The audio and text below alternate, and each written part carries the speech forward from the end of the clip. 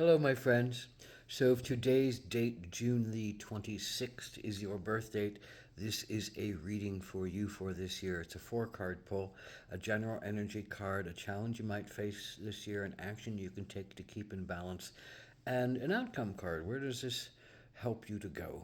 So, what is the card that comes up for the general energy for June 26th, people? It's the animal.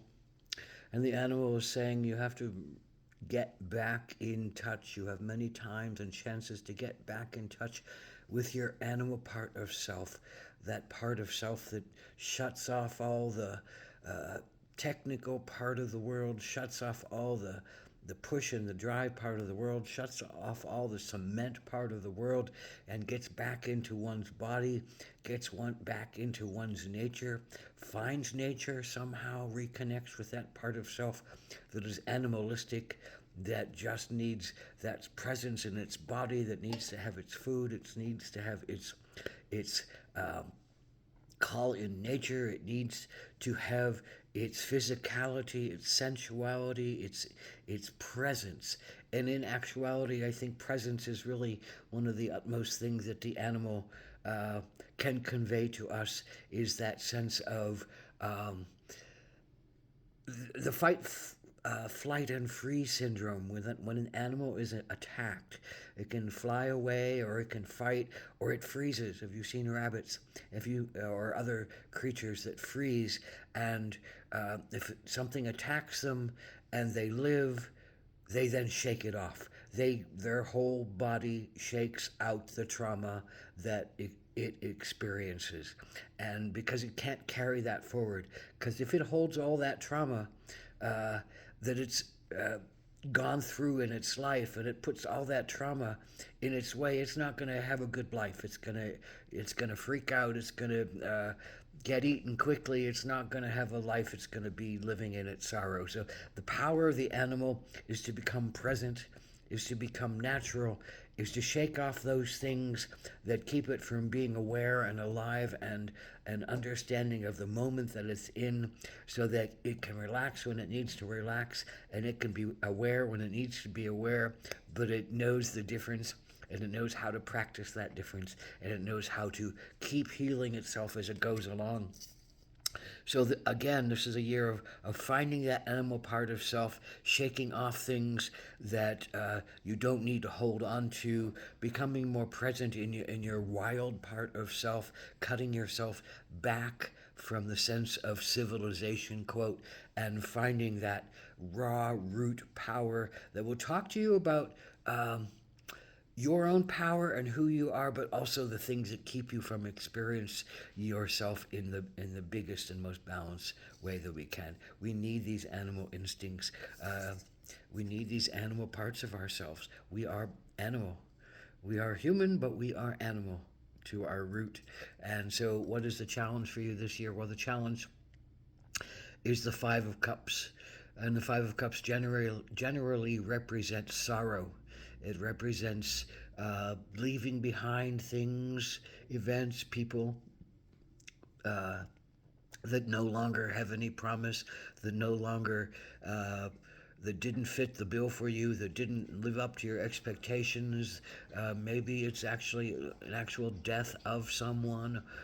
Maybe it's the death of something. Maybe it's the death of something you had great love and compassion and joy in. But there are two cups across the water, but you can't turn to look at them. So I think the challenge for you is to leave behind something you need to leave behind, that didn't serve you, that didn't complete you, that wasn't given to you, or something that was really felt very complete but was taken from you. And so you have to cry.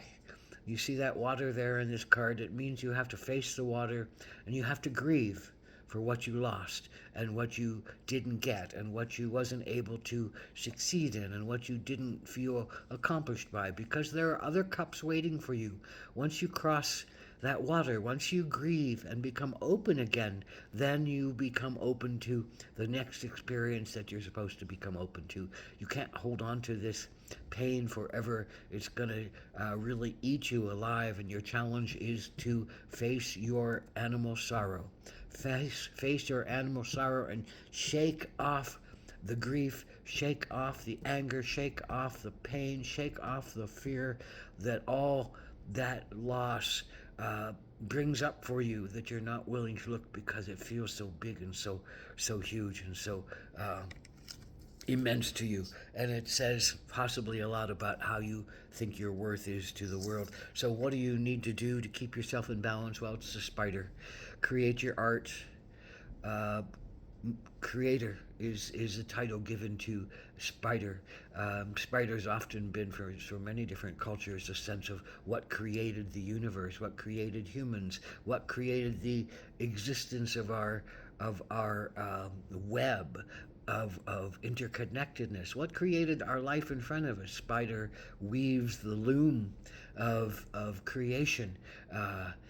And so spider is given that power to be the creator. So what does it mean for you to be creative this year? How can you focus on your creativity? Is it writing? Is it art? Is it networking? Is it becoming a better citizen within yourself, to yourself, and to others, understanding how deeply connected you are and how deeply we share all of these pains? We share the Five of Cups sorrow. We share sorrow so much, but we need to share it in order to heal it. We need to grieve it in order to move beyond it. We need to shake it off, but only can we shake it off by facing it and releasing it and letting it go. And so, what is the outcome for this card for this year? Well, I think it's about coming to grips with your past and recognizing that it's your loss fed you something, gave you an understanding of yourself that you could not have had unless you had this deep loss in your life, and that it's not a stain on you, it's a blessing to you. Because you can come to terms with yourself, you can come to presence with yourself, you can come into great patience and compassion for yourself, and you can let go of a lot of things that keep you from really feeling your life and being in your life and being intuitive in your life and not getting bound in your head and not getting bound in your sense of fear and your sense of loss and your sense of unworthiness, because unworthiness, I think, on a lot of levels sits at the root of this. So you have to remember that you're not unworthy, and this is a year that will teach you that you're not unworthy of love, and you're not unworthy of goodness, and you're not unworthy of having a life that's rich and full and meaningful to you. But you have to move on. Blessed be. You have to move on, and this year will call you to move on. So may that be easy and graceful and healing for you. Ahom Matakwiyas.